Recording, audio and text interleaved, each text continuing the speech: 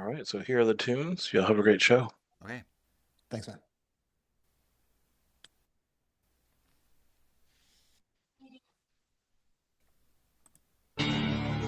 It's time for Success Profiles Radio with your host, Brian K. Wright. Have you ever wondered if there's more to life than you're currently living? Then Success Profiles Radio is the program for you. Every week, we'll explore different aspects of success and how to apply them to your life. Guests will come from many different backgrounds, including expertise in leadership, business, relationships, careers, networking, health, overcoming adversity, and much more. Every show is a dose of inspiration. This is Success Profiles Radio. And now, here's your host, Brian K. Wright. Hello and welcome to Success Profiles Radio. I'm your host, Brian K. Wright, and it's an absolute pleasure to be with you here today. I'm honored that you chose to spend part of your day with me here. This is going to be a fantastic and amazing show. I will introduce my guest shortly, and I promise we're going to have a lot of fun today. It's going to be terrific. I do want to take a minute or two to share some things I've been learning and thinking about lately, and I typically do this every week. 1973 was a dominant year for Secretariat in horse racing. He famously won the Belmont Stakes by a record 31 lengths. In the Kentucky Derby earlier that season, he had to come from behind down the stretch to win by 2.5 lengths. He also won the Preakness by 2.5 lengths. The point of this is that you can win without dominating. And you don't even need to do one thing 10,000 times better than everyone else. But when you do a bunch of little things a little bit better than everyone else, those small things are a force multiplier. Identify the things that help you win, then resolve to do those things a little better every day. It will make a very big difference in the end. And if you have not downloaded and subscribed to Success Profiles Radio on Apple Podcasts or iTunes, please do that. Leave a 5-star review. That would mean a lot to us. And we've been doing this for 14 and a half years, and we're just very, very grateful for those of you that are listening with us today and have been supporting us through the years. I want to take this opportunity to introduce my very special guest this week. His name is John Sheldon. Let me tell you about him. He's a former Marine Combat Squad leader and business executive. He now runs Bellawood Coaching, where he works with leaders, founders, sales professionals, and small teams on leadership, performance, alignment, and execution. He helps great salespeople become CEOs, busy people find balance, and high-performing teams stay that way. His work blends Marine-tested leadership, stoic perspective, radical honesty, practical systems, and the occasional dry joke when the room gets a little too serious. And that sounds like a lot of fun to me. We have a lot to discuss today. I cannot wait to unwrap and unravel everything we're going to talk about today. So here's my very special guest, John Sheldon. John, welcome to the show. I'm so glad you're here. How are you? I'm doing great, Brian. Thanks for having me, man. You're so welcome. So, did you envision early on that you'd be where you are right now? No, I don't think so. I didn't even know that this was a thing, to be honest with you, until about 10 years ago. But meaning being a coach, like a professional coach and Right. consultant. But no, I definitely didn't. I mean, I grew up in small town, upstate New York, and realistically, that's kind of what led me to the Marine Corps. So I definitely didn't, not back then, for sure. Absolutely. So, what did your path look like prior to this current career? You said you were in the Marines. Yeah, so I grew up in I'm from Rochester, New York. So I Okay. grew up in a little tiny town about 45 minutes from here. I graduated, to give you a scale, I graduated with like 67 people, so not large. Hmm. Um, when the Marines, as my bio says, I did 2 deployments to Iraq between the years of 2005, 2009 as a Marine infantry squad leader. And when I got out of that, I decided to go to college pretty quickly. I think it was 12 total days between my separation from the Marine Corps and my first class. Wow. So that was a little bit of a culture shock, but Hmm. I ended up getting an internship in financial planning actually in my junior year. Had no idea what I really wanted to do. I thought I wanted to go for teaching. Long story short, turned that internship into a in total 14-year career, growing my own financial team, and then actually moving on to becoming the director of sales for a financial planning organization all throughout upstate New York until I decided to say see you later and start this endeavor. So that's kind of high level. That's great. Man, that's great. So, what did those experiences teach you about entrepreneurship? That it's tough. Yeah. um, the financial planning piece of it was definitely entrepreneurial. You had to start by really cold calling, realistically, people and asking them to set meetings with you. I think that was the first piece. So really cutting your teeth in sales. I think that's probably think it's probably been the biggest lesson I learned about entrepreneurship in general, is networking in sales. I mean, there's so many ways to build a business nowadays, but at the very end of the day, every entrepreneur in some way, shape, and form is a salesperson. Like you're selling something, right? A plan, a solution, a product, whatever that might be. So I think those early days of financial planning was really helpful in establishing that and learning how to get referrals and network and create good relationships and provide value before you do anything else. I think is the biggest lesson there. Like you have to be providing value in every interaction. And then the other piece of that was I came to realize really quickly. I did really well in the beginning of my career as a solo producer, but there was a really big gap for me, and that gap was I'm a teams guy. And that's the other thing that I really learned early on in my career, thankfully, that I like working in and around and with teams, Mhm.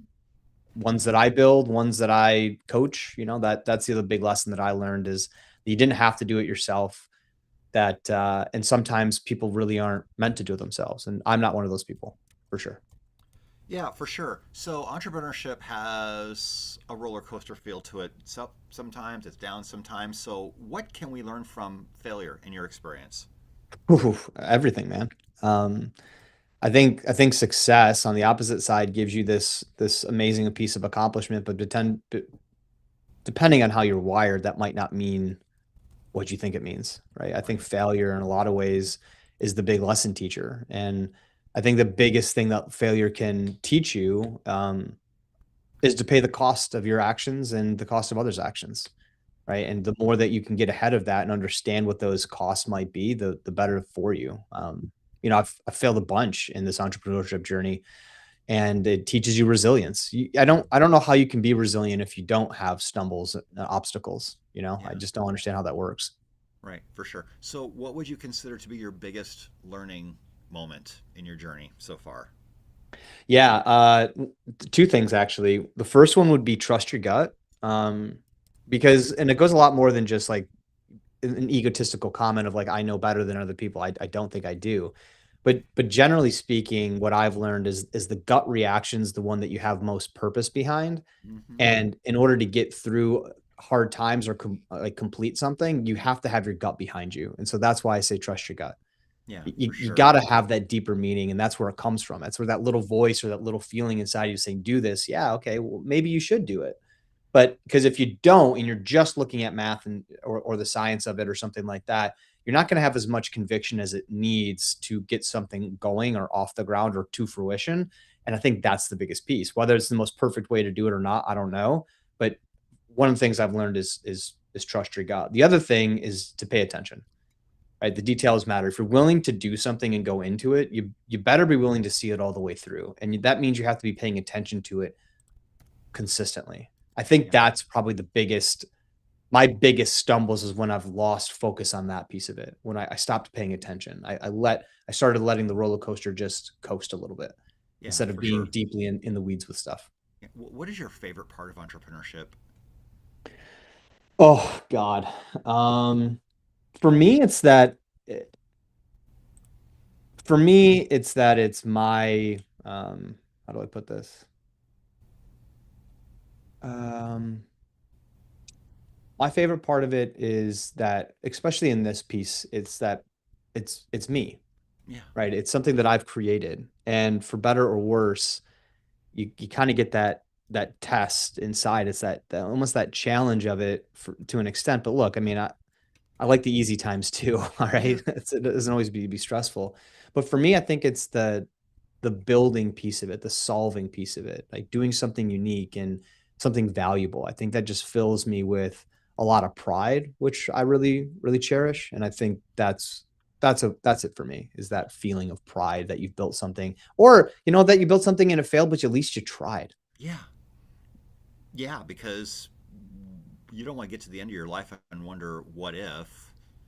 No, no, you don't, because then you don't have any time to change it, right? And I think we all will. There's no way if you're a big aspirational person that you're going to be able to accomplish every single thing that's ever popped into your mind. Right. But at least do the big ones. At least Yeah, take the chances, you know? absolutely. Yeah. What do you think is the biggest value skill anyone can develop? Ooh. Active listening, definitely. Be a good listener, not a good talker. I think that's what people really screw up a lot of times in business and growth and sales specifically, is they think that, the person that they met at the car dealership's the best salesperson they ever met because they talk the fastest. No, the best salespeople I've ever met in my life are all the best active listeners by far. Yeah, absolutely. And listening with intent and not Yep. listening, waiting for your turn to talk again. Yep. Exactly. That's why active listening and not passive, right? Absolutely. What do you think is the most expensive mistake you've ever made? It can be financial, doesn't have to be. It could be something you held on for too long or something that you should have started sooner. Uh, the, phew. um, It was probably something I was something I held on for too long. It was to be open, it was a real estate property that I had purchased, and my ego was behind it. And that was the most time consuming, stressful, and monetarily poor decision I've made. And it really, this is what the blessing and the curse of entrepreneurship, that the only person to blame was me when it didn't work. So definitely Absolutely. that. No, I can relate. You can make a lot of mistakes in real estate really easily, for sure. We are coming up against our first break. My very special guest is John Sheldon, and we will talk about his company, Bellawood Coaching, after the break. And we'll also talk about, how do you develop courage? How do you know if you've zoned in on the right mission for your life or your business? The difference between mission and vision, and so much more. We cannot wait to resume this conversation when we come back. This is Success Profiles Radio. Please stay with us. Don't go away. We will be right back.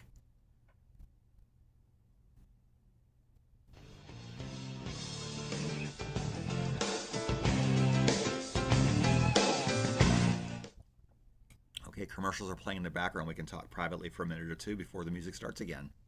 Cool, man. This is super interesting. I've never been on a show like this.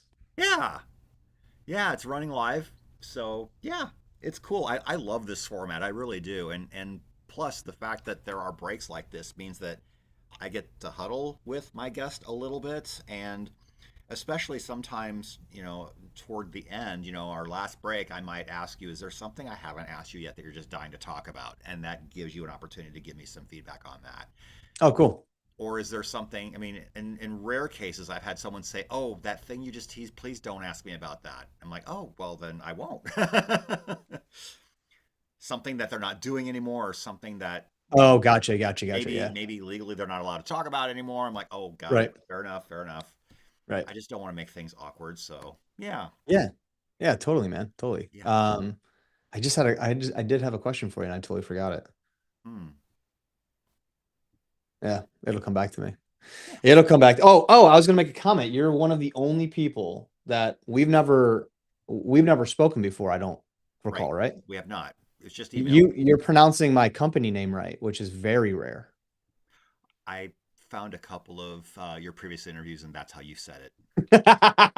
Well done. I do my research. Well done, sir. Well Way done. more than they currently have. And this show will clearly demonstrate the principles: if I can do it, you can do it. So let's get back to the show. This is Success Profiles Radio. And here again is your host, Brian K. Wright. And we're back. This is Success Profiles Radio. If you've not subscribed to Ultimate Achievers Magazine, please do that. You can go to ultimateachieversmagazine.com. It is a personal development and business monthly digital publication, and we are working on issue number 100 right now. In fact, it's a few days away from being released. I cannot wait. So if you have not subscribed, please do that. You can read every single issue we've ever done at ultimateachieversmagazine.com. And we are back with John Sheldon. I want to ask you, John, tell us about your company, Bellawood Coaching. How did you start this, and what do you do for people? Great question. It's a personal and business coaching brand. Coaching and advising, we'll call it. So I started it so I've been a paid coach since 2012, really 13. Some of the financial planning companies I worked with were compensating me to coach young advisors. As I grew throughout my career and got into the director level, what ended up happening was I started Bellawood in 21. Mm-hmm. And really, I reached out to prior advisors that I had mentored, and just asked them a simple question of, hey, if I charged you for real coaching, which would be much more in depth than our mentorship calls, is that something you'd be interested in? And luckily, I guess, unfortunately, all of them, I think all of them but one said, yeah, absolutely. And so that's kind of how it was born, was just going back to who I was already kind of mentoring. And from there, I stayed in the directorship role for a couple more years. But and then ended up going out on my own and leaving that role. But what I really do is I start with defining what's called people's blueprints. So defining what makes them tick at their best. Like what actually, doesn't matter what level you are. There is a code, I believe, inside of you that only you can define. But by asking simple questions or in-depth questions, you can really uncover that. And the four key aspects that I go over with every single client, that is their purpose, their vision, their ecosystem, and their motivators, right? Every top level salesperson, business owner that I've ever met has those core things about them pretty well figured out to an extent, right? And what that does is it gives us this, again, this blueprint or this performance blueprint for our lives that we can now judge every decision that we make off of, every thought that we need, right? Every action that we take. Does it align with all four of those aspects? Does it align with your purpose? Does it align with your vision? Does it intersect with your ecosystem? And are you motivated to do it? And so when we can figure those things out, decisions end up becoming a lot easier and a lot more simple because we have what's called an idea filter to siphon things through. If it doesn't check off four of those boxes, you simply don't do that. So that's how I start with every client. And then it goes much more in depth with really analyzing and, coaching is really about the client, right? Where I'm not sitting here providing answers. My job is to get my clients to the best version of themselves. Now, especially in the small business arena, the leadership arena, and the financial planning arena, I definitely take on that advisor role as I'm well qualified to do that after spending 15 years in those worlds at a pretty high level. But really, my coaching is about radical honesty, getting to know who you are, what you do, and then accountability, right? I think that's one of the bigger things. So I call it data back coaching. Everything that a client does with me is tracked. We have a system that we track everything, all of our conversations, all of our actions, any metrics that we do, right? So it's not just like a follow-up email. There's a big process to it. And that's what's getting people a lot of results. It's that 50-minute conversation with your coach every 2 weeks and then see you later. It's a lot of work behind the scenes, which is why if you look at my website, the first line is coaching is for the ready. I don't work with people that aren't ready to be coached. Right. Oh, and that's great. And you have to have how do you say this? You want to attract the people who are ready and repel the people who aren't. Correct. Yeah. My website is actually built as a filter. I built it as a filter, not as a draw. So if you get on my website and you're like, man, I don't like this, then that's why it was built. Yeah, then see you later. Maybe See you later. I'll never know. Yeah, for sure. So I love that you mentioned the term radical honesty. How are you defining that? Because I know Jocko Willink in his book talked about radical honesty. I want to hear how you use that. I really view radical honesty as being just really authentic, I would say. That doesn't mean be an a-hole. It doesn't mean that at all. It really just means tell the truth, right? Simple as that, really. But look, most people that, especially that hire me, at least most people, that's what they're looking for, right? You want somebody outside that 30,000 foot view of your situation to just see the world differently. And if I'm in that role, then it's my duty to be radically honest about what I'm seeing, about the questions that I'm asking, and getting people to be the same thing. We live in reality, and we need to stay there. You know, it's good, especially when we get into that vision word. Like it's amazing to think through vision and what all those things mean. And it's also really important to stay in reality and ask the hard questions and be honest with each other, because most of the time, and this is where that radical honesty really came for, most of the time people's biggest breakthroughs come from when they start being radically honest with themselves. Yeah.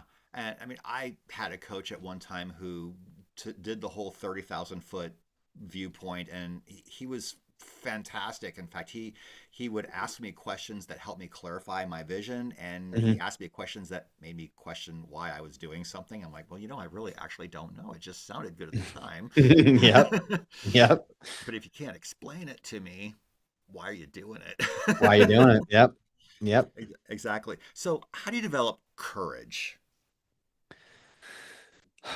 Well, through that word that you talked about earlier, failure, Yeah. honestly. It's easy to be courageous. It's easy to be courageous when you've never been tested. That's what I Yeah. would say. It's another thing I learned in combat. It's really easy to be the baddest dude in the room when you've never had to prove it. Yeah. It's something quite different to have to prove it. I think courage at the end of the day has to come from trial and tribulation. I really do believe that. I think it's again one thing to, and that doesn't mean to me this big existential thing like you have to go accomplish this task or be challenged in that super simple way. It could just mean telling the truth. Yeah. It could be sticking up for yourself when you don't feel like you should, right? It, Yeah. it could be a lot of those things, and that again is courage, but it has to come from action. Courage does come from action. It's not just a Yeah. feeling. And it comes from being willing to do the hard things even when you don't really want to. Yeah, yeah. I read a quote, and it was, oh man, I'm gonna butcher it now, but it was something along the lines of that, and it was more of courage isn't about basically like doing it. It's courage is about doing the hard things when they're hard, right? Yeah. That's when courage really shows up. It's in the moment. That's what I meant by action. It's in the moment of being hard, not in the perception of being hard. That's awesome. So, how do you know if you've zoned in on the right mission for your life or your business? You pressure test it. Hmm. That's one of the things that I go through with my clients on the blueprint. That exercise that I do with them is at the end of every section, there are specific questions that forces the client and people to pressure test that. So if you're on the right mission, there should be some type of proof for that. Otherwise, right now it's vision, and that's fine, right? Yeah. But when we're on the right mission and accomplishing the right mission, there will be proof that you're starting to do it. And from my idea, it has to align with those things that we talked about. It has to align. If you're on the right mission, it'll align with your purpose. If you're on the right mission, it'll be directly in correlation to your compass or your vision. And if you're not, those things won't interact, right? If vision is the future, right, what we aspire to do, then mission is how we act on that thing today. Hmm. That's our mission, right? Yeah. And so how do we know if we're on the right vision? Well, you do what's called adapting, right? You have to check in with yourself so many times. You asked me before the break, one of my biggest failures, and I mentioned that real estate deal. Um, if I had developed or thought through it more at that point in time, I honestly probably would have made less mistakes on that just by the adaptation phase of making decisions, of checking in with yourself every 6 weeks, every month, every week, depending on your frequency of how important this thing is, to adapt, right? And if we don't ever take the time, and that's what people don't do, Brian, is they never take the time to set aside the time to really check in because they don't want to be honest about their situation. Yeah. They want to just say, "Oh, we'll figure out that tomorrow, or after a couple more calls, or after a couple more deals, or after this person says no or yes or maybe." No, check in now, Yeah. right? That's when you'll know if you're on the right mission. We call that a sit rep in the Marine Corps, situation report. Yeah. And you're doing constant sit reps throughout missions. And that's something that every business owner, every high level entrepreneur, every person that's listening to this can do on a constant basis as a sit rep, right? I tell my clients to do weekly sit reps. Are we on the mission still? If you are, it's going to take you 90 seconds. If you aren't, it might take you 15 minutes. Yeah. But either way, you're going to get a lot of clarity from that. That's great. You mentioned your blueprint a little bit ago. So you have something called a blueprint and battle plan framework that you use to help your clients. Tell us a little bit more about that. Yeah, so the blueprint's what I mentioned earlier. That's 4 aspects that we ask a bunch of questions on, right? Diving deep into it. I built an entire program around that, like an actual physical program. So it's going to dive deep and identify your purpose in life. I have a lot of clients come to me later in their careers for that piece of it alone. Mm-hmm. We're going to dive super deep on your compass or your vision, right? If purpose is why, vision is where. Like, why am I here? Where am I going? Who am I going with is ecosystem, right? Or environment, as I call it. And ecosystem has changed quite a bit over the years, Brian, at least my opinion. I think people used to identify ecosystem as the people you surrounded yourself with, and almost exclusively. Like, who are those 5 people? You should be the median of all your entire group. And I think that's a big piece of it for sure. But I think in 2026, if we're not considering systems, tools, what do we spend our time with? Not only who, but what? Social media, distractions, like that's all a part of our ecosystem and environment that deserves attention. And then motivation over discipline. Now, that's rubs people the wrong way sometimes because everyone's discipline. And I think you should be. But over my life, when I lost discipline, when I got out of the Marine Corps, maybe got a little bit lazy, and all of a sudden this big word discipline kept popping up, it was challenging to get discipline from thin air. I think that's where most people fail. That's why gyms are packed on January 1st or January 2nd, and that's why they're empty January 17th statistically. Right. They're so disciplined, but they don't have the motivation to do it. And now that's going to seem odd and contradictory because that motivation got them to the gym, right? Right. But what we know nowadays is 21 days used to create a habit. Used to be Yeah. 21 days. Mhm. Now it's 66. Why? Distractions. Yeah. We are easily distracted by things far quicker now. So you have to keep constant. That's why I say it's still motivation. You have to keep constant daily motivation for 66 days for it to turn into discipline. Yeah. So we have to find what makes us tick. What truly makes you tick? You've got your why. That doesn't always that's what you're here for. Now, how do you get going on your why? That's your motivation. Yeah. And then the battle plan is something I break down into six different features. This is a lot easier. It's clarity, condition, cost, alignment, action, and that where we just talked about adaptation. Right. So clarity is, what do I do here? What's the battle plan? Where are we going? What's going on? You know, we have to consider that blueprint in there. But where's clarity? What are we doing? What's going on? What is that mission that we talked about? And it really goes back to that word mission. And then condition. Before every single patrol, when you go out in Iraq, and I encourage every single entrepreneur or sales professional or person that works with me to do the same thing. Before you go make a decision, before you take action, you have to do a condition check. Meaning, do I have the resources that I need to accomplish what I want to accomplish? Most people never check that simple box. They never take the time, again, to do a condition check. Right. So you got to take the time to do that. Do I have the people, resources, money? Do I have the network? Do I need these things? Do I have them? Can I mark it off the box? And am I being honest with myself, or am I just pretending like I do? Right. And then we have to identify and accept the cost. It's a big word, cost. Yeah. We have to identify the obstacles and what's it going to cost us. Again, is it time? Is it relationship? Is it financial? Is it ego? It's a big one that most people miss. Are you going to have to put your ego aside for a little while? And then when we finally decide that we've checked all three of those boxes, now we have to define the action. We say, okay, great. What are we going to do about it? And is that in alignment with the clarity, condition, and the cost? Most people miss this step, Brian, because we're so eager to act that we just start taking that first action. But if we don't align that first action to make sure that it's going to accomplish the mission, then we fall short. Most people are going to disregard that, but they're wrong for doing that, because generally speaking, your first action, if you just fly by the wheel side, is almost always not the right one. Let's make sure that it's in alignment with what we're doing. Then you act, which is the physical, like the act of doing something, right? And then that word that we already discussed, which is adaptation. Then we adapt. And your adapt scale, I think, should be every week, but at max, it should no longer go over 90 days when you're doing this type of stuff. That's yeah. 3 questions you ask yourself with the adapt for everybody. It's, what was supposed to happen? What happened? What will I change? That's it. Yeah, that's great. You mentioned a minute ago that when you left the military, your discipline and your motivation changed. Was that transition to civilian life difficult for you? Knowing that we probably have a break coming up here soon, that's not yet. Yes. The answer to that is a resounding yes, Brian. Being surrounded by a bunch of 19-year-old college students in upstate New York, small liberal arts college, was very challenging for me after coming back from 2 deployments to Iraq.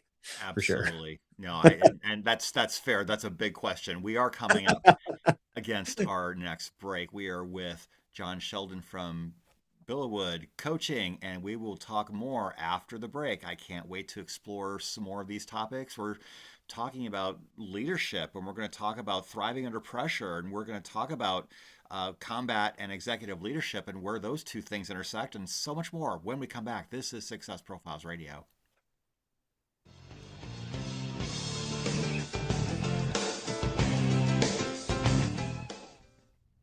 Awesome. 14 years is a wild long time to do this, man. Yeah, January 2012. Yeah. Wow, dude. Yeah. How'd you get into it? How'd you start? Well, long story short, when I was in high school, I competed in speech competitions, and one of the events I did was radio news announcing, and I did really, really, really well in that. And I've always been told that I have a voice for radio. And in the fall of 2011, I was approached by someone about doing this show, and I marinated on it for a while and said yes, and got all the legwork done, and launched on January 16th of 12. And this is episode number 659. Wow. That's pretty wild, man. That's awesome. Yeah, I'm enjoying it, and it's a top 200 business show on iTunes, so there's an audience. That's awesome, dude. Yeah, it is. The reason why I asked if it was difficult, I was going to lead into art is helping veterans transition to civilian life. Part of Their your lives wanting more than they currently have. And should this ask that show question. will I like clearly it. demonstrate the principles. If I can do it, you can do it. So let's get back to the show. This is Success Profiles Radio. And here again is your host, Brian K. Wright.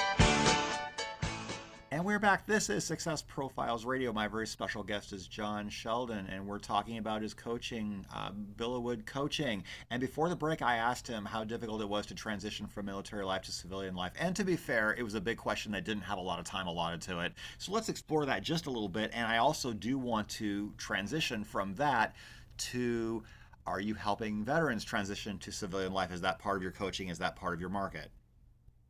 Yeah. So, the transition was tough. I don't think looking back at it, I fell into this, I didn't want to, I didn't want to think, I just wanted to do. And so from the time that I left the Marines, I was actually stationed, my home base was actually in Hawaii, even though I lived in obviously upstate New York, but I was stationed in Hawaii when I wasn't in Iraq.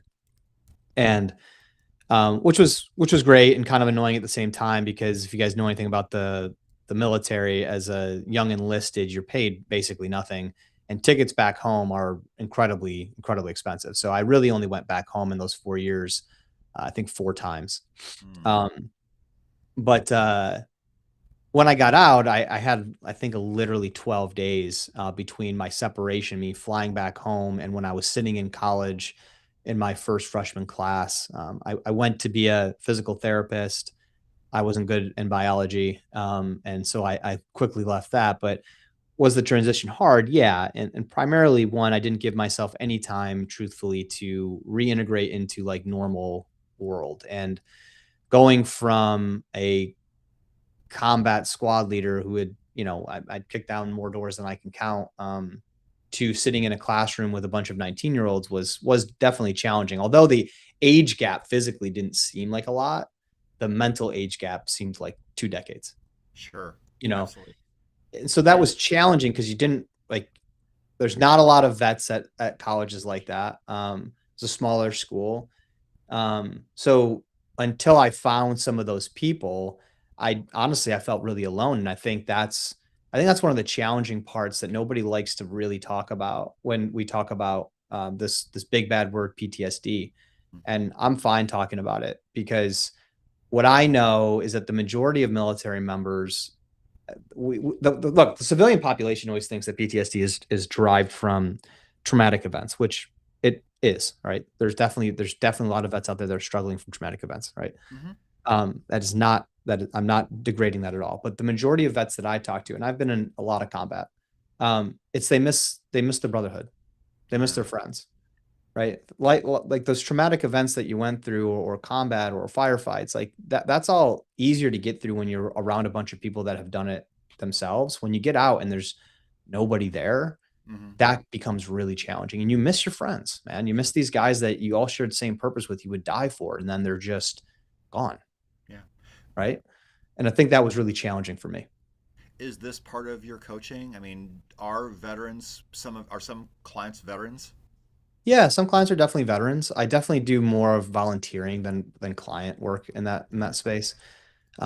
So while I do have some vets that are clients, the majority of my quote unquote non-for-profit work or mentoring is other vets, right? That are starting businesses, that are just need a ear or something like that. I've got a great close group of friends that are veterans and non-veterans, quite frankly. But but I think that's where I like to give back, is more in those spaces, right? There's the Veteran Golf Association I volunteered for. There's a bunch of community organizations around here that I've done talks for, just to get guys there. But for me, it's impacted that word purpose so much, because that's really what I lost when I got out of the Marines, was I didn't have purpose anymore.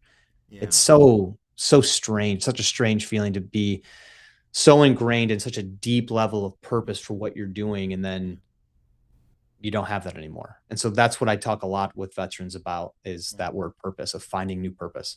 Is that one of the reasons why people re-enlist so often? Yeah, it's scary, man.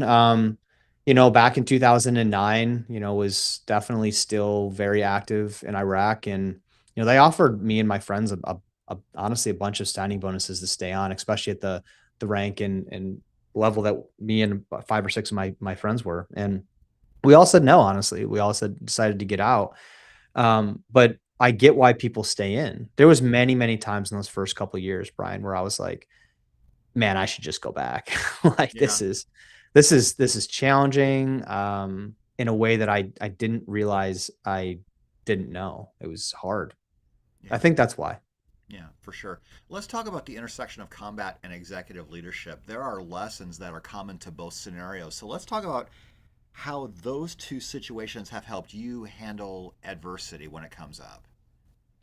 Yeah, I think the number one thing is being able to make decisions under pressure.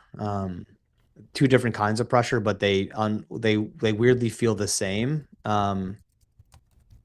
They weirdly feel the same, and anybody that disagrees with that is not paying attention. Right.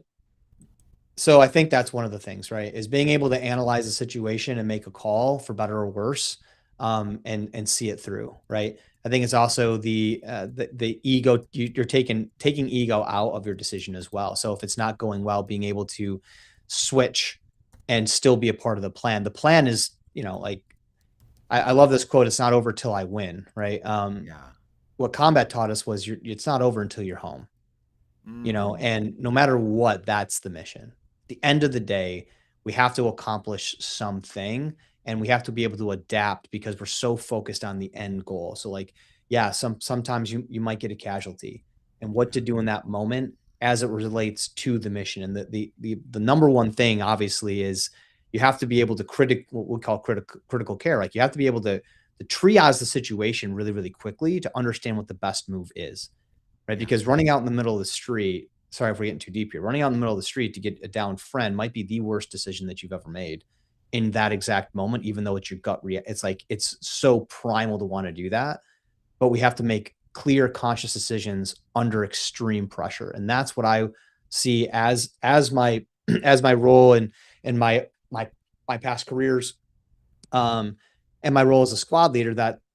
That's what resounds the most, is that ability to seek through an operating system that you've built in your mind to make quick decisions, and effective ones. Yeah, for sure. What has pressure taught you about yourself?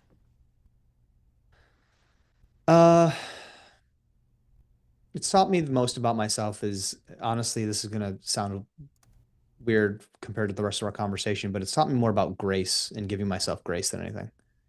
Yeah. You know, Oh, I you like that. I like you're that. gonna you're gonna mess up. It's not gonna be perfect. Sometimes I need to remind myself of that a lot. Like, when I think back to we've talked a lot about my Marine Corps days. When I look back at my Marine Corps days, like, how many missions went right? Hmm. Not a ton, man. Right. And now it's just like expectation when you're running a business, or running what you're working, or running a family, like, that everything has to go right. It's not going to. No, And for the sure. quicker you can kind of forgive yourself and give yourself grace Yeah. in that pressure situation, the clearer you're going to think, because, man, it's easy to spiral, right? Yeah, for sure. And what is the best example of leadership that you have personally witnessed? Um, my first, this is, yeah, one of my first lieutenants, which, generally speaking, no matter what most of the time, officers in enlisted ranks don't always get along so well. Yeah. My first lieutenant was awesome. He was kind and direct and stern, but he led from the front, and he never thought he knew more than anybody else. Like, he asked even the lowest guy what was going on and how to do things better, even though he had complete control of the entire platoon. And I thought that was really, really special. And I still hold a very high regard for him. He was just the leader that a bunch of 19-year-olds really, really needed. And because again, I think most people forget this too. Like the movies, like, Hemsworth or, Chris Evans or whatever in the movies, they're always like in their mid 30s going through these missions. No, the majority of the military is 19 to 21 years old. Right. So we're your kids.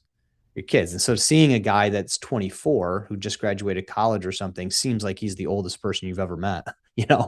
but in reality, he's still there too. And I think his name is, we called him LT Jefferson. Now I think he's a colonel. Good for him. Still keep in contact with him. He had this humility about him. And that's something that I learned was so valuable in leadership so soon and so quickly, and that I will never forget. Yeah. Oh, that's amazing. We are coming up against our final break. I cannot believe how quickly this is going. Real quick, I want to ask, how do elite leaders operate? Well, we'll ask this after the break. How do elite leaders operate at their peak? And we'll let you think about that while the commercial's going on. And we're going to talk about that. We're going to talk about rising to the occasion versus falling to your systems, because you got to have systems in place if you want to succeed in life and business. And we'll talk about how to create your best day and so much more when we come back. Down the stretch we come when we return.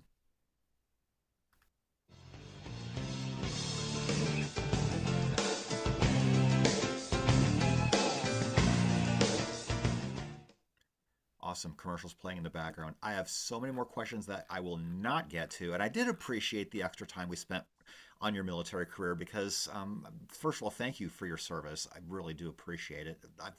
I love and respect all of my military friends. So Thank you, man. Appreciate that. I'm glad we got to talk about that. NCIS is one of my favorite shows, and so I mean, you learn to Oh, appreciate it's a your great show. military. When you watch a show like that, you learn to love and appreciate your military. Um, is there anything I have not asked you yet that you're dying to talk about? No. The only thing that I love ending podcasts with is, if it's possible, is I have the Bellawood Creed, which I think really helps people. It's a set of 4 reminders that's super easy to go through. It takes me like 30 seconds. Oh yeah, yeah. Okay, I'm gonna write that down right now. Yeah, in total, it takes probably 2 minutes for me to describe each one, and just so we're on the same page. But yeah, Okay. if we have time, I would love to do that.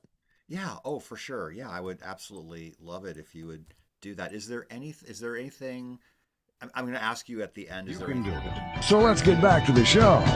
This is Success Profiles Radio. And here again is your host, Brian K. Wright. And we're back. This is Success Profiles Radio. My very special guest is John Sheldon. His business is Bellawood Coaching. And once again, if you have not downloaded and subscribed to Success Profiles Radio on Apple Podcast or iTunes, please do that. You can also hear us on Spotify, on Audible, on Amazon, on iHeartRadio, and everywhere that shows like this can be heard. This is a top 200 business show on iTunes and a top 10 career show on iTunes. So we appreciate all the love and support you've given us over the years. And before the break, I teased the next question so that John could think about it. How do elite leaders operate at their peak? Uh, Elite leaders operate at their peak. This is going to maybe not be the answer people think, by making sure that they're always elevating others. Hmm. Leadership at its core isn't about you. And I think most leaders mess that up in the beginning. Elite leaders understand that intimately. It's not about you. Mhm. It never was. And you are not judged as a leader based on your accomplishments. You're judged as a leader based on the accomplishments of others. So you have to elevate them first. That's Yeah. what elite leaders know intimately. Yeah, for sure. We also teased the idea that you don't rise to the occasion, you fall to the level of your systems. Explain that for us, please. Yeah, I think that was, I believe it's a James Clear quote. Yes, it is. Yeah. Awesome author. Awesome. Just great work. But I think systems in business people's minds generally go to like physical systems, like a CRM or a call list, or in the old days when I started, like a Rolodex, right? Mhm. Of a systematic way to do that. And the systems that I think of are more internal systems, or more decision-making systems that we talked about before, right? Of if you don't have that to fall back on and consistently operate on, you will stumble because we have to have that level of framework built on the inside so then we can produce it on the outside, because everything on the outside can go away. Yeah. What we know and what we do and how we think, if we can systematize that and operate and create operating systems and how we make decisions and how we think through problems and how we act, right? To even incorporate the external systems that are so familiar to us, then we will fail. Absolutely. So, how do you create your best day? Because that's really the way you create your best life, one day at a time, right? Yeah, I agree. I actually have a system for this. Talk to Going us back about on it. our last question. Yeah. For all the audience out there, I call it creating your daily MOA, mission, obstacle, action. So every single morning, I have these cards that I've built. There's that will not, this is not a sales pitch, but they will be for purchase here at the end of the year. Because it was in beta this year and it's just gone so well for my clients and for other individuals that have tested them. But daily MOA, three simple questions. What's your mission for the day? What are you trying to accomplish? What's going to get in your way? What can get in your way? Are you going to see some common themes with everything we've talked about today? Right. So mission, what are you trying to do? Obstacles, what can get in your way? And three non-negotiable actions that get you to that mission or through those obstacles. Right? They have to be non-negotiable. And there's a big difference between goals and non-negotiables. All right. Yeah. Non-negotiable is you do it or you're fired. Mm. Period. Right. A goal is I'm trying to do this. No, then it's too big. Then it needs to be smaller. It needs to be smaller until it can be that thing. And people always mess that up. I can't tell you how many times, Brian, clients have gotten on the calls with me, and we'll just use working out as an example. They'll say, yeah, I'm going to work out 6 days next week. I haven't worked out in 2 years, but I'm going to work out 6 days next week. No, you're not. No. No, you're going to work out probably 2 days next week. All right. 6 days is the goal. 2 days is the non-negotiable. Right. We have to do what's called stacking wins, which is very common.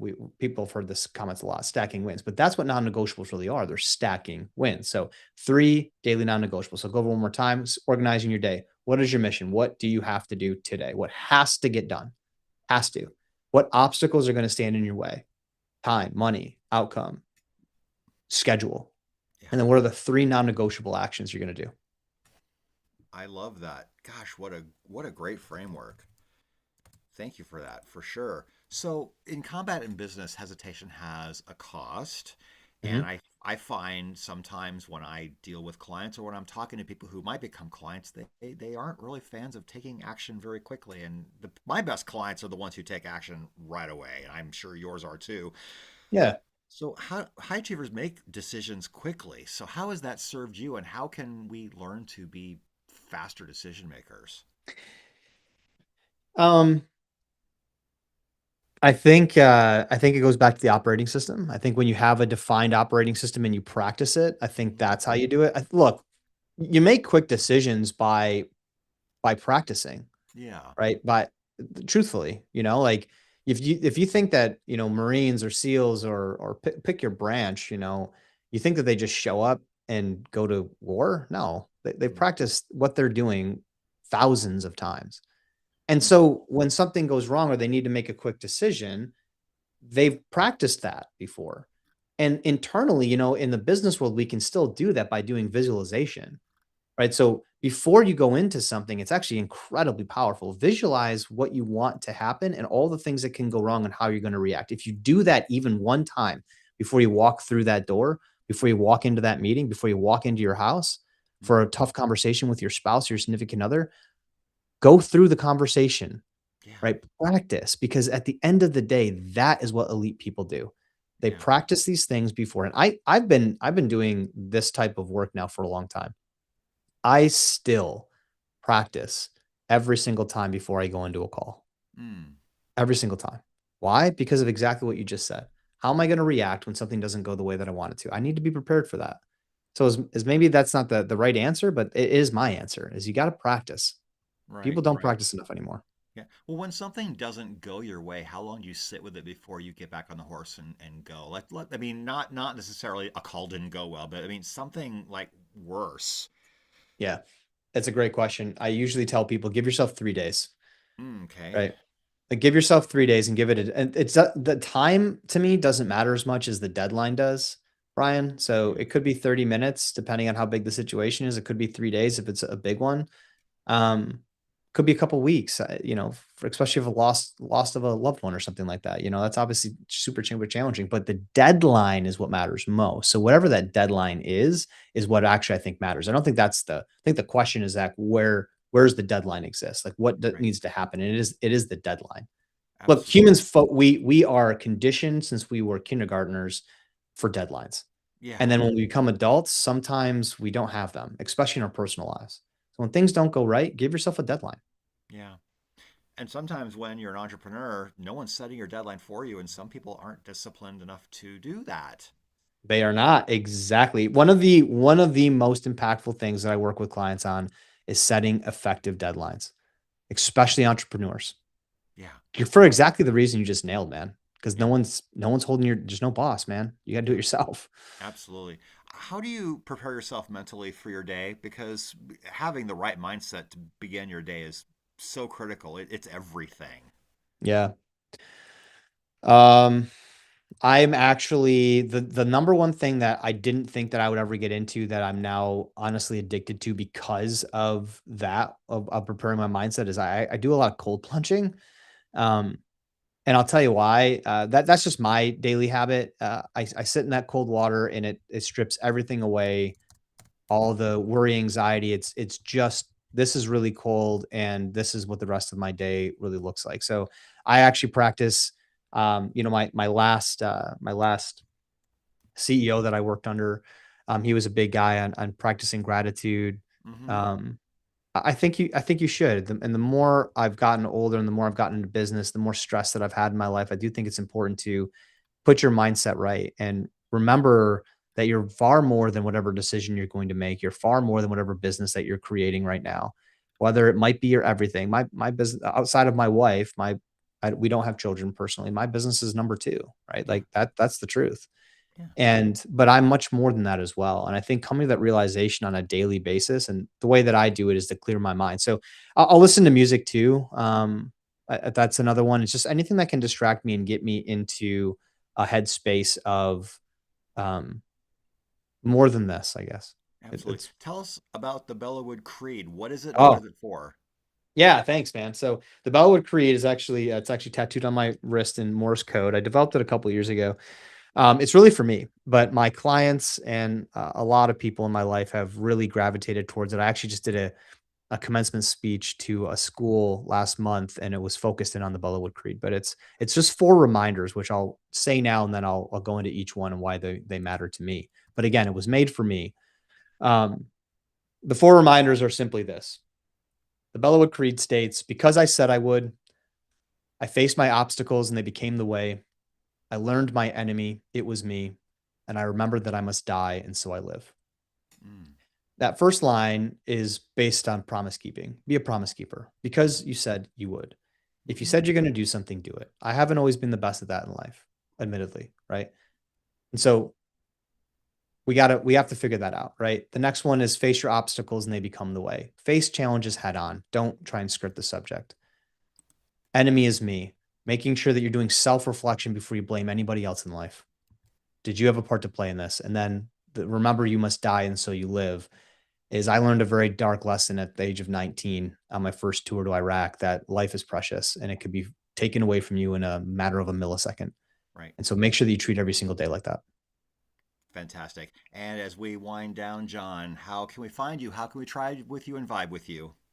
Yeah, my socials are probably the easiest way. So Bellawood's kind of hard to spell, but it's BELLEAUWOOD_coaching for Instagram. You can find me on LinkedIn as Jonathan Sheldon.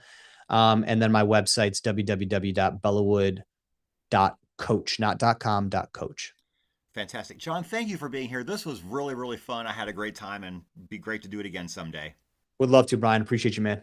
All right. And thanks to all of you for listening. This has been Success Profiles Radio. Join us every Monday at 6 p.m. Eastern, where I interview another world-class achiever, learn what they did, and learn what they overcame and the lessons we can learn from it. Until next week, take care, everyone. Have a great week. Goodbye.